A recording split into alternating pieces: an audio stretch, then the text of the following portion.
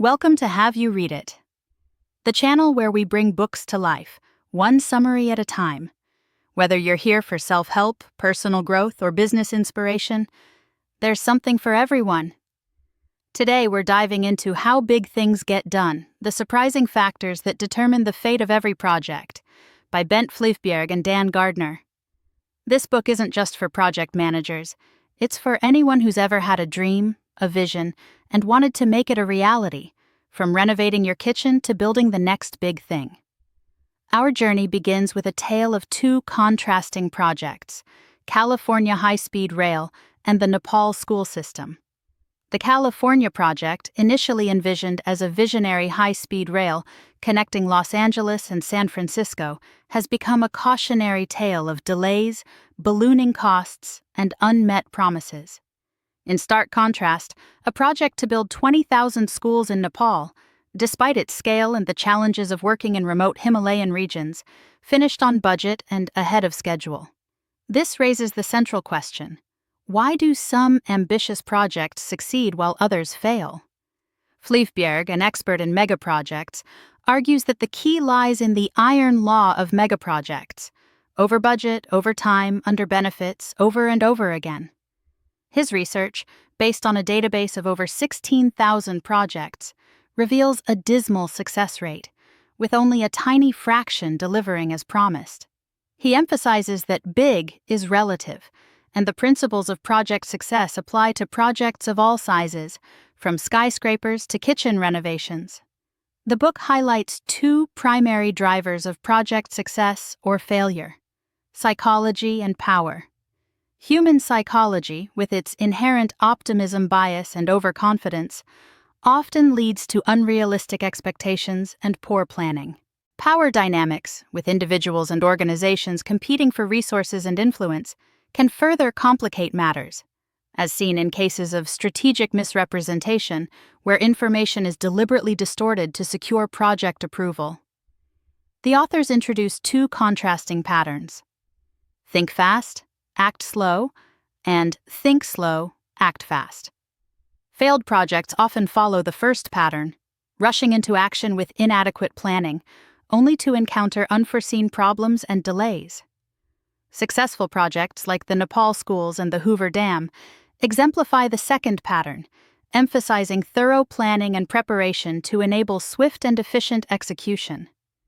A fascinating case study is the Empire State Building.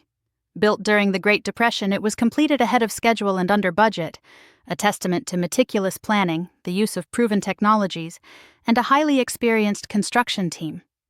The book contrasts this with the troubled history of the Sydney Opera House, a masterpiece of architecture, but a project plagued by cost overruns, delays, and conflicts, largely due to inadequate planning and a rushed start. So, how do we avoid these pitfalls? The authors argue against the common commitment fallacy, the tendency to rush into decisions and lock into plans prematurely. They advocate for a more thoughtful approach, emphasizing the importance of questioning assumptions and exploring alternatives. This starts with asking why. Projects are not goals in themselves, but means to an end. The book uses Frank Gehry's approach to illustrate this. When approached to renovate an existing building for the Guggenheim Museum Bilbao, Gehry questioned the project's goal, to revitalize the city's economy, and proposed a bolder solution: a dramatic new museum on a different site. This thinking from right to left, starting with the desired outcome and working backward to determine the necessary steps, is crucial for project success. The book also introduces the concept of Pixar planning, inspired by the famed animation studio's iterative process. Pixar directors spend years developing their movies, creating storyboards, and testing them with audiences before starting the expensive animation process. This allows them to refine their stories, identify and address potential problems early on, and ensure a smoother production phase. This approach is not limited to creative projects. It's applicable to any project where thorough planning and testing can reduce the risk of costly mistakes during execution. Frank Gehry's use of physical and digital models exemplifies this iterative approach. Another crucial factor is experience. The book emphasizes the value of both frozen experience, embodied in proven technologies and methods, and unfrozen experience, the tacit knowledge and judgment gained through years of practice. The authors warn against the tendency to marginalize experience in favor of political considerations, the allure of being first, or the pursuit of superlatives like biggest or tallest. The Empire State Building's reliance on existing technologies and an experienced construction team contrasts sharply with the Sydney Opera House's use of unproven designs and an inexperienced team. The Olympic Games, with their rotating host cities and emphasis on unique venues, often suffer from eternal beginner syndrome, leading to predictable cost overruns and delays. Forecasting is another critical aspect of project planning, and the book introduces reference class forecasting, RCF, as a more accurate and reliable method. RCF involves comparing your project to a class of similar past projects and using the average outcome of that class as your anchor, adjusting as necessary based on specific project characteristics. This approach mitigates the common biases that lead to unrealistic cost and schedule estimates. The book acknowledges the challenges of gathering the necessary data for RCF, but offers practical suggestions for finding or creating reference classes. Even with accurate forecasts, projects are vulnerable to unpredictable events, black swans. The book emphasizes the importance of black swan management, identifying and mitigating potential risks. This involves shifting from forecasting a single outcome to forecasting risk, considering the full range of possible outcomes, and implementing measures to reduce the probability of extreme events. The book provides examples of how black swan management can be applied to various project types, including high-speed rail and live events. Team building is also crucial. The book highlights the importance of creating a shared identity and purpose, aligning incentives, fostering open communication, and empowering team members. The successful delivery of Heathrow Airport's Terminal 5, despite its immense scale and complexity, is attributed to the strong team culture fostered by BAA. Finally, the book explores the power of modularity. Modular projects, built from smaller, repeatable components, are faster, cheaper, and less risky than one huge thing projects. This is evident in the success of solar and wind power projects, which are inherently modular and have consistently outperformed other energy sources in terms of cost and schedule. The book encourages project leaders to identify their Lego, the basic building block of their project, and leverage the advantages of modularity. The climate crisis adds urgency to the need for efficient and effective project delivery.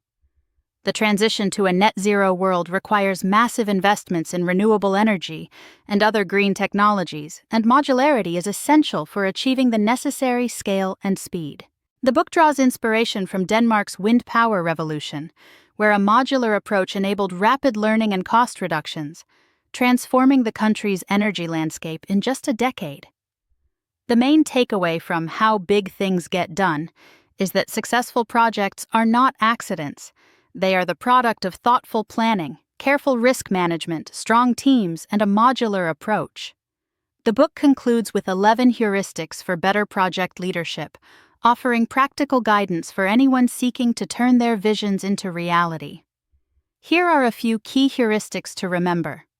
Hire a master builder. If possible, find a leader with proven experience and a track record of success in your domain. Get your team right. Assemble a capable and committed team, aligning incentives and fostering a shared identity and purpose.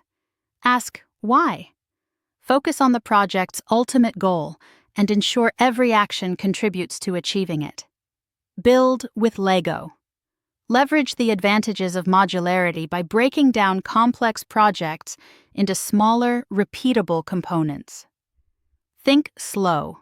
Act fast. Invest the necessary time in planning and preparation to enable swift and efficient execution. Take the outside view. Compare your project to a class of similar past projects to create more realistic forecasts and manage risks effectively. Watch your downside.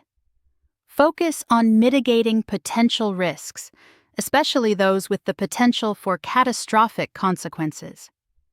Say no and walk away. Be willing to abandon projects that lack the necessary resources or alignment with your goals. Make friends and keep them friendly. Cultivate strong relationships with stakeholders to build support and manage potential conflicts. Build climate mitigation into your project. Incorporate sustainability considerations into your project planning and execution. Know that your biggest risk is you. Be aware of your own biases and cognitive limitations, and take steps to mitigate their influence on your decisions. Thanks for watching. Have you read it? Make sure to give this video a thumbs up and hit that subscribe button so you never miss our next book dive.